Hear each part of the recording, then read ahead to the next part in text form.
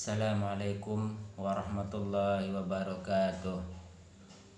Alhamdulillahi rabbil alamin. Assalatu wassalamu ala asrafil anbiya'i wal mursalin wa ala alihi wa sahbihi ajma'in. Amma ba'du. Dalam video ini saya akan mengajak Anda untuk mari kita sama-sama memahami tentang kesempurnaan Islam. Kalau kita membahas tentang Islam, tentunya kita membahas tentang kebenaran. Dan kalau kita membahas tentang kebenaran, tentunya kita membahas tentang kesucian. Dan kalau kita membahas tentang kesucian, tentunya kita membahas tentang ilmunya Allah. Tapi sebelum kita masuk pada pokok pembahasan, terlebih dulu saya mengajak Anda untuk membahas tentang apa yang menghancurkan Islam itu sendiri. Oleh sebab itu, mari kita sama-sama untuk melepas semua bentuk ego yang ada pada diri kita. Apakah itu ego fanatisme guru, ego fanatisme golongan, maupun kelompok atau lain sebagainya. Karena sifat egois ini yang sering sekali jadi polemik di kalangan politik maupun di kalangan pencari agama. Oleh sebab itu, saya mengajak Anda untuk mari kita sama-sama membuka diri dalam belajar dan memahami kebenaran Islam, agar kita tidak selalu jadi lahan nasihat bagi orang lain, dan agar kita tidak gampang dipengaruhi oleh pendapat orang lain, dan supaya kita tidak dijadikan sebagai alat untuk mencapai tujuan orang-orang yang menyampaikan kebencian dengan mengatasnamakan agama.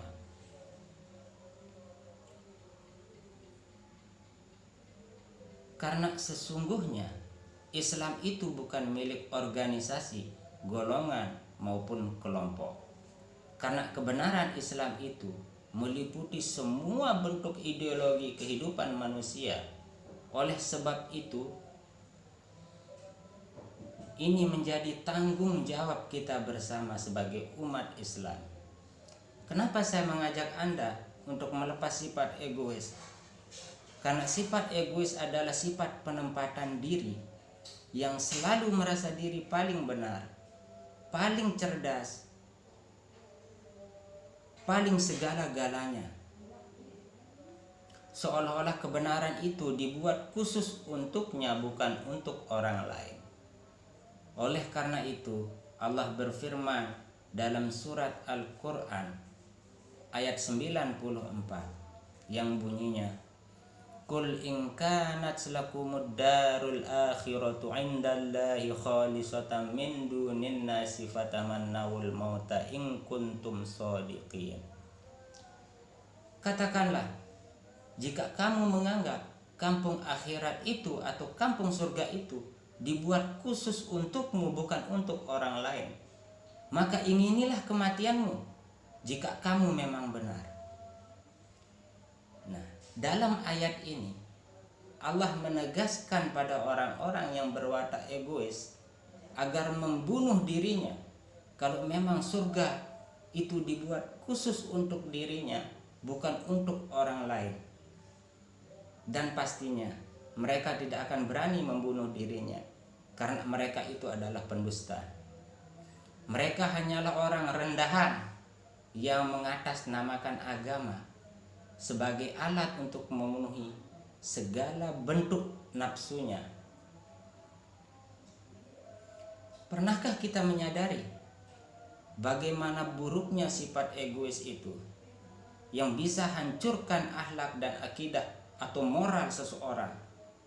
Dan sifat orang-orang yang seperti inilah yang sangat pandai menyembunyikan kebenaran sekalipun dia mengetahuinya, hanya demi mencari kehormatan duniawi, kemewahan duniawi.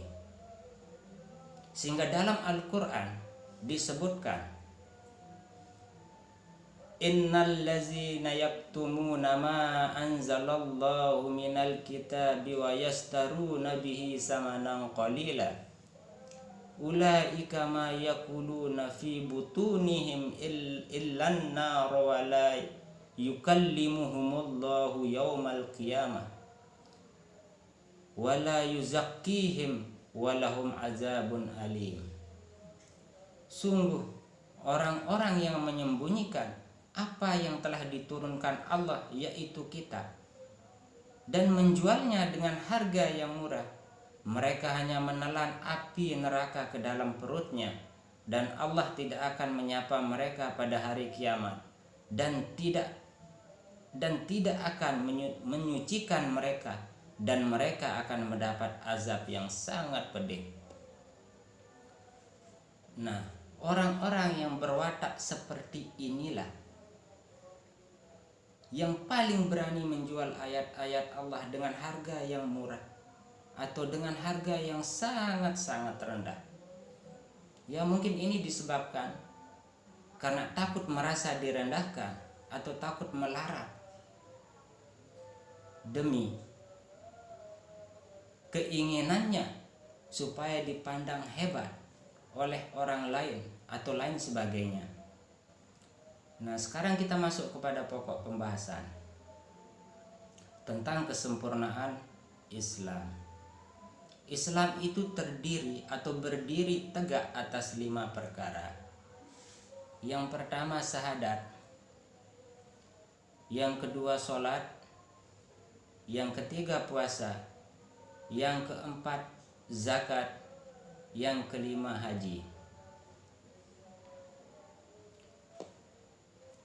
Yang kelima perkara ini disebut konsep ideologi Islam, atau yang lebih dikenal dalam bahasa Islamnya adalah rukun atau syarat sah untuk menjadi orang Islam yang sejati. Dan apabila kita tidak memenuhi kelima syarat tersebut, maka kita bukanlah orang Islam sejati. Lalu bisakah kita mengatakan kalau kita ini orang Islam sebelum kita mendirikan kelima syarat tersebut? Sebelumnya, saya mohon maaf yang sebesar-besarnya. Saya menyampaikan ini dengan maksud agar kita benar-benar belajar tentang agama kita sendiri, agar pengakuan kita terhadap agama kita sendiri didasari dengan ilmu, tidak kosong belaka. Dan apabila kita ditanya apa tujuan Islam itu, dan kita bisa menjawab menurut ajaran Islam itu sendiri. Di sini saya tidak bermaksud untuk merendahkan saudara-saudaraku yang belum memahami sepenuhnya tentang ajaran agama. Maksud saya hanya untuk membangkitkan spirit kita bersama untuk betul-betul belajar dan bisa membangun bahwa Islam itu adalah Islam rahmatan lil alamin. Agar kita tidak hidup menurut pendapat orang lain, sehingga kita tidak dengan gampang mengikuti pendapat orang lain tanpa tujuan yang jelas. Dalam rukun Islam tersebut, yang pertama disebut adalah syahadat. Artinya penyaksian. Dalam syahadat kita dihadapkan dengan 3 penyaksian. Penyaksian yang pertama, meniadakan keberadaan Tuhan. Dan penyaksian yang kedua, menyaksikan bahwa Allah itu ada. Dan penyaksian yang ketiga, bahwa Nabi Muhammad itu adalah utusan Allah. Ini sangatlah penting untuk dipahami, karena hidup ini adalah penyaksian untuk mencapai suatu paham atau pengenalan. Kita tidak bisa mengenal suatu apapun tanpa penyaksian, karena pengenalan tanpa penyaksian tidak akan bernilai ilmu atau hikmah. Dalam syahadat ini kita dituntut untuk meniadakan Tuhan. Nah, yang jadi pokok pertanyaannya, Tuhan yang mana yang harus ditiadakan? Dan jika kita tidak memahami hal tersebut, maka kita akan selalu dalam keadaan miskin akan ilmu. Kita akan selalu jadi sasaran setan yang akan membawa kita pada kesesatan. Karena setan itu adalah musuh yang nyata bagi kita. Tuhan yang ditiadakan itu adalah keakuan diri kita. Keakuan diri kita yang selalu diri paling benar, paling hebat, paling cerdas, atau paling segala-galanya. Sehingga kita tidak pernah memberikan ruang kepada Allah. Dan mana mungkin kita bisa mengenal Allah kalau sifat keakuan ini tidak bisa terlepas dari diri kita. Karena sifat keakuan inilah yang akan membawa kita kepada kebatilan dan melahirkan semua bentuk kerusakan di muka bumi ini. Oleh sebab itu, maka kita dituntut untuk mengenal diri sebagai alat untuk mendeteksi diri dalam memutuskan sesuatu, apakah tidak ada sifat keakuan yang terkandung di dalam keputusan kita itu. Agar kita selalu terpelihara dari semua bentuk sifat setan yang selalu meniadakan akan adanya Allah. Jika kita sudah terbebas dari sifat tersebut, barulah kita akan melihat kebenaran Allah itu dengan jelas, dan barulah kita akan menjadi utusan Allah melalui kebenarannya. Oleh karena itu, marilah kita sama-sama untuk senantiasa belajar dan terus belajar dalam memperbaiki diri hingga kita bisa terbebas dari sifat keakuan diri. Dan mudah-mudahan apa yang saya sampaikan ini jadi pelajaran bagi kita bersama dan bisa jadi renungan untuk kita bersama agar kedepannya kita bisa jadi lebih baik. Wallahu alam bissawab. Dan untuk pembahasan rukun Islam selanjutnya, insya Allah akan kita bahas pada video berikutnya. Assalamualaikum warahmatullahi wabarakatuh.